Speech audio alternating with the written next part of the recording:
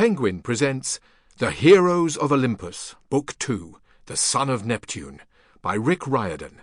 Read by Joshua Swanson. Chapter 1. Percy. The snake-haired ladies were starting to annoy Percy. They should have died 3 days ago when he dropped a crate of bowling balls on them at the Napa Bargain Mart. They should have died 2 days ago when he ran over them with a police car in Martinez. They definitely should have died this morning when he cut off their heads in Tilden Park. No matter how many times Percy killed them and watched them crumble to powder, they just kept reforming like large evil dust bunnies. He couldn't even seem to outrun them. He reached the top of the hill and caught his breath. How long since he'd last killed them? Maybe 2 hours? They never seemed to stay dead longer than that. The past few days, he'd hardly slept. He'd eaten whatever he could scrounge, vending machine gummy bears, stale bagels, even a Jack-in-the-Crack burrito, which was a new personal low. His clothes were torn, burned, and splattered with monster slime. He'd only survived this long because the two snake-haired ladies, Gorgons they called themselves, couldn't seem to kill him either.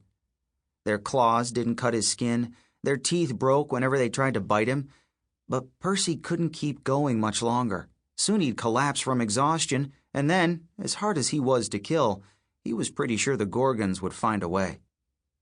Where to run? He scanned his surroundings. Under different circumstances, he might have enjoyed the view. To his left, golden hills rolled inland, dotted with lakes, woods, and a few herds of cows.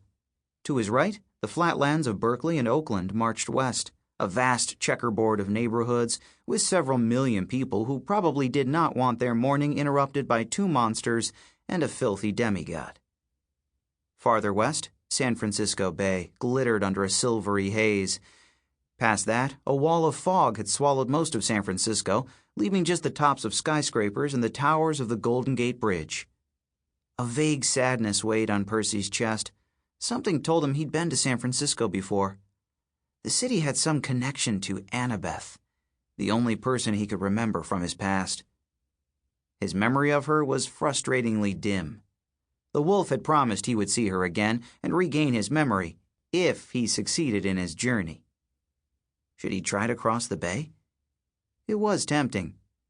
He could feel the power of the ocean just over the horizon. Water always revived him. Salt water was the best. He discovered that 2 days ago when he had strangled a sea monster in the Carquinez Strait. If he could reach the bay, he might be able to make a last stand. Maybe he could even drown the Gorgons. But the shore was at least 2 miles away. He'd have to cross an entire city. He hesitated for another reason. The she-wolf Lupa had taught him to sharpen his senses, to trust the instincts that had been guiding him south. His homing radar was tingling like crazy now. The end of his journey was close, almost right under his feet. But how could that be? There was nothing on the hilltop. The wind changed. Percy caught the sour scent of reptile. 100 yards down the slope, something rustled through the woods, snapping branches, crunching leaves, hissing. Gorgons. For the millionth time, Percy wished their noses weren't so good. They had always said they could smell him because he was a demigod, the half-blood son of some old Roman god. Percy had tried rolling in mud, splashing through creeks, even keeping air freshener sticks in his pockets so he'd have that new car smell, but apparently demigod stink was hard to mask. He scrambled to the west side of the summit. It was too steep to descend. The slope plummeted 80 feet, straight to the roof of an apartment complex built into the hillside. 50 feet below that, a highway emerged from the hill's base and wound its way toward Berkeley. Great. No other way off the hill. He'd managed to get himself cornered. He stared at the stream of cars flowing west toward San Francisco and wished he were in one of them. Then he realized the highway must cut through the hill. There must be a tunnel.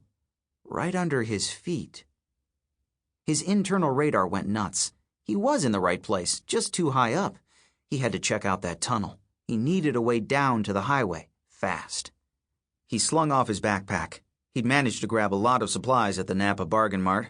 A portable GPS, duct tape, lighter, superglue, water bottle, camping roll, a comfy panda pillow pet, as seen on TV, and a Swiss Army knife. Pretty much every tool a modern Sample complete.